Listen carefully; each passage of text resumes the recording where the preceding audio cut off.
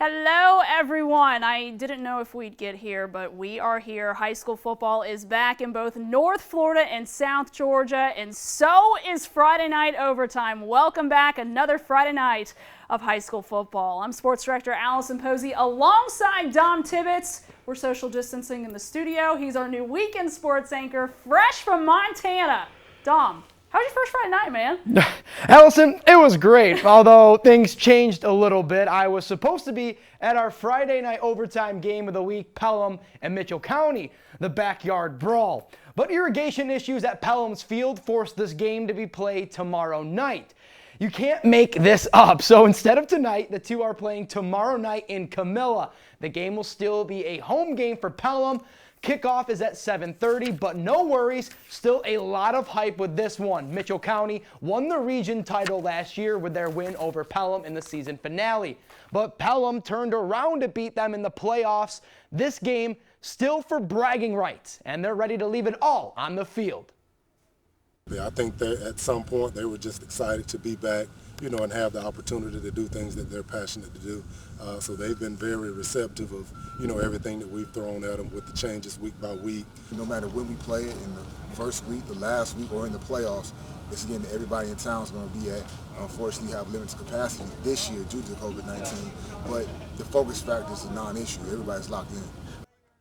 So 2020, right? Irrigation issues? Irrigation issues. Who would have thought? Yeah, who would have thought?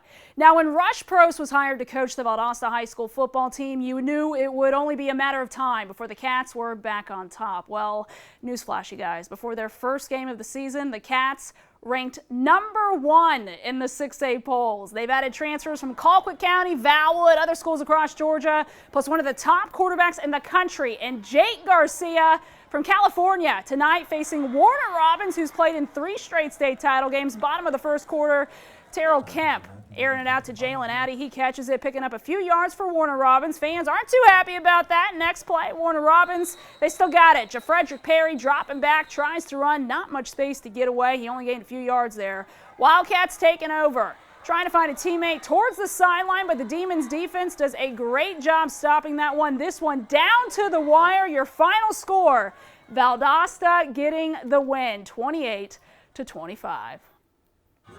Now the war on 84, Thomasville, last year's state runners-up in Brooks County. Top of the first quarter, Natavius Burr snaps the ball, decides to run for it. He dives in the end zone to put the Trojans first on the board. Afterwards, the extra point is good, 7-0 Trojans. Cheerleaders, they're loving it. How could you not? High school football is back. Thomasville trying to respond back with something. Ronnie Baker hands it off to Malik Harper. He is brought down very quickly by the Trojans defense. Still first quarter, Bulldogs try again. This time Ronnie Baker finds Trahir Felton for a nice catch to gain a few yards. Brooks County ends up winning this one, 20-14, your final. Close game. Brooks County, they did drop to single A this year. They'll be in Region 1 with Miller County. Pirates hosting Chattahoochee County tonight. Perfect night at the Pirates Stadium. First quarter we go. Miller County driving, but just as you thought the play was over, the ball popping loose. Panthers recover. Ensuing drive, couple plays in. Carlos Denavant taking the screen pass, and he says, see ya, I'll take care of the rest. Pulls a couple moves, gets into space, uses his speed, diving into the end zone. A little bit of flair there. It's 20-0. Chattahoochee way out in front. That's going to be the storyline in tonight's contest. Panthers, they win big, 34-6 over Miller County. Seminole County also in a single A Region 1. Indians hosting Early County, and Seminole County, number 53, he's going to snap the ball to his QB, who is then tackled by Early County. Defenders swarming the ball, nowhere to go, no space. Then Seminole County coming back after we check out the fans. Look at the flag. You love to see the school pride. Here it comes again. Ball snapped again, trying to run out the outside, looking for a man downfield, but he's dragged down from his jersey. Cheerleaders now getting into it. Everybody hyped up on their school spirit in this one. Then here we go, ending this one, little visiting cheerleader section as well. Now here goes, quarterback rolling out.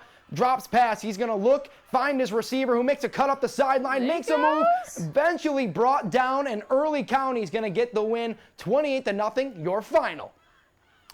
Now, the Madison County Cowboys, one of the most dominant teams in the state of Florida over the last 4 years. They've gone 50-4. Yeah, I'm not mistaking that. It's 50-4, and they've won 3 straight Class 1A state championships. The Cowboys hosting Jefferson County, and this one, much like the same, up 41-0. It's all Madison County defense. Just nasty combining for the tackle. And then adding some more on offense. A handoff to Rodriguez Hall. He's going to tiptoe in easy for 6. 47-0, the final from Boot Hill. Cheerleaders, take us to break. You're watching Friday Night Overtime!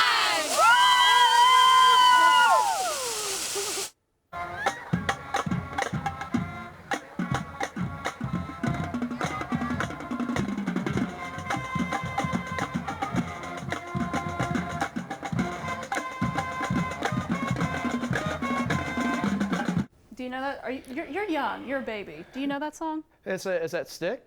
Is that LSU, the Stick song? No? No, he doesn't know what it is. I If you know don't what know. it is, It was funky, you're gonna though. I was date jamming. yourself. I was Our jamming. fan of the week, the Madison County High School marching band. Props to them. Bands and cheerleaders, I mean, not allowed at some games. How did social distancing look? Allison, from your perspective, how did it look tonight? It looks pretty good. Every game that I'm at, people wearing masks. I had a mask on the sideline, so I would say that people are being Likewise. safe, being cautious, and you know what? If we can have football, let's keep wearing those masks, and let's stay 6 feet apart, just like we're doing in the studio. Couldn't agree more. Down I-10, the Suwannee Bulldogs at home tonight hosting Santa Fe. Santa Fe and Suwannee hooking up for the 2nd straight year. Governor Ron DeSantis doing a little coin flip action. Bulldogs 23-20 winners a season ago following a Raiders field goal mid-second quarter. Moore passing near the goal line. Wesley Jones the snack, 14-3 Suwannee lead. And because his name is Moore, let's have some more. The QB, his 2nd rushing touchdown. Bulldogs spoiled Jared Allen's Santa Fe debut tonight, 41-10. Go Dogs. Sticking in Suwannee County, Branford hosting Williston. Branford won 3 straight late last year to sneak into the 1A playoffs. The Bucks opening with Williston 1-9 last season. Wouldn't know it from the Red Devils. Opening drive, Marlon Willen punches it across 8-0. So we go to the pinball football. First Bucks drive, Seth Heedman throws a heater to Kyson Johnson. It's a quarterback receiver thing. You got to kind of understand. 8-7, here we go again. Still the first. Eden Dressley and Williston ahead 2 scores now, 16-7. And Branford ends up winning a tight one, 26-24 the final. The Monroe Bobcats, they were our first team to hit the field tonight, game time at 6 o'clock, so officially they were kicking all the festivities off on this Friday night. The Bobcats making a grand entrance into Corey Field too, and they wasted 0 time getting going in this contest. First drive of the ball game for Monroe, and they will find the end zone. Gotta love it. QB keeper putting them up 6-0 after the failed extra point, but folks, this was just the beginning. A little later on, first quarter, St. John's Country Day trying a little trickeration on the fake punt, but it is easily snuffed out by Damani Frazier. That is a turnover on downs. And that leads to this. Very first play of the next drive, Frazier punching this one in from 20 yards out, 32-0. And it's still the first quarter. Not nice. Bobcats cruise to the 54-0 win tonight. Oh, it does not get better than that, but I guess we're going to go to Auxilia Christian opening the season at home. This was a great contest, though, as well, hosting Zaire Christian. Brady Browning and company up 7-0 early on the scamper here, picks up some yardage, nothing comes off of it, however. Now, shifting the second quarter, same score, Browning, handoff to Jace Grant, escapes a tackle, bounce to the outside, and finally brought down a little bit later. His brother is going to do the same thing. It's a family connection after all. Go. He's going to get it done. Jared Grant barrels his way in for 6. Auxilia goes on to win this one by a final 27-6. There you go. The SNEADS Pirates on the road at Liberty County tonight. Nice play here from SNEADS senior quarterback Jalen Williams passing to Wyatt Birch for the nice 20-yard pickup. And here we go again. Patterson, nice run here by the SNEADS freshman. SNEADS would go on to win tonight. They beat Liberty County 27-0. We love a good interstate matchup. Brookwood, part of the GISA, tonight's scrimmage game for them. But it's a real deal for Lafayette, who returns a lot of players off of last year's 9-2 squad.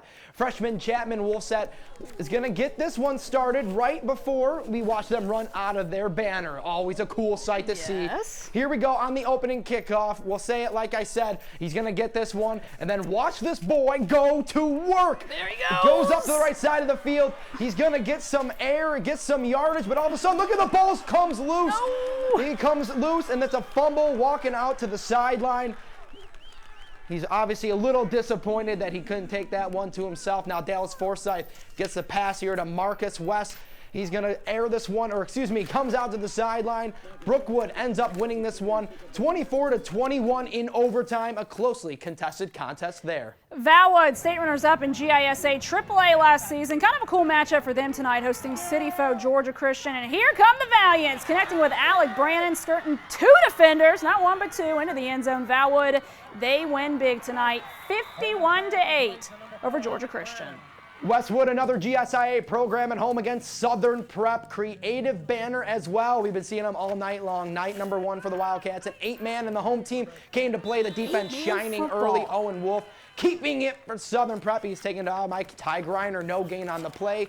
Cass defense was good, but the offense rewarded them. They go up early, 7-0 off of Jacob Stallworth. Touchdown. With one, he cuts, he finds a crease again, falls in for 6. Westwood would go on and win and go on in front 14-0 as they cruise to a 36-0 win. CAIRO syrup makers lost nearly every player from last year's team. They're young this year, but when we visited Syrup Country earlier this week, head coach Steve DeMorsey said he was excited to see this group grow week to week. First test tonight, Makers hosting FITZGERALD. Third quarter, junior DK Williams with the carry. FITZGERALD goes on to win this one 21-17. Lanier County at home tonight, starting off strong. Roy Johnson, he's going to get this one picked off on one of the opening drives, intercepted there. They're going to end up winning big and easy, 30-6, your final. So Dom, you survived your first week. I did. Take Here's a deep breath now, right? A lot of good football. To see it all again, head on over to WTXL.tv. See you next week.